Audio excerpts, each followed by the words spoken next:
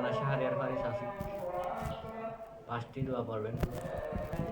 আপনারা মনোযোগ সহকারে দোয়াগুলো শুনবেন। নাম্বার 1, রসুল্লাহ সাল্লাল্লাহু ইসলাম রমজানের মধ্যে 4টি কাজ বেশি বেশি করতে বলছেন। আমরা যদি 4টি কাজ একসাথে বলি বা আমল করি, তাহলে সেটা এভাবে করতে হয় দোয়াটা: লা ইলাহা ইল্লাল্লাহ নাস্তাগফিরুল্লাহ নাসআলুকাল জান্নাতা ওয়া নাউযু বিকা মিনান নার। আমির 4টি প্রিয় বাক্য ছিল, আমরা যদি একসাথে করি সেটা হয় এরকম।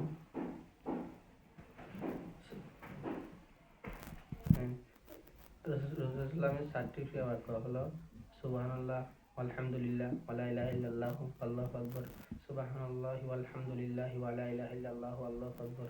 সুবহানাল্লাহি ওয়ালহামদুলিল্লাহি ওয়ালা ইলাহা ইল্লাল্লাহ। আল্লাহ আল্লাহ আল্লাহ মহান আল্লাহ রাব্বুল আলামিনের 2টি বাক্য অত্যন্ত প্রিয়। আমরা যদি একসাথে করি সুবহানাল্লাহি ওয়া বিহামদিহি সুবহানাল্লাহিল আযীম, হামদিহি সুবহানাল্লাহিল আযীম, সুবহানাল্লাহি বিহামদিহি সুবহানাল্লাহিল আযীম। দোয়ায়ে ইউনূস।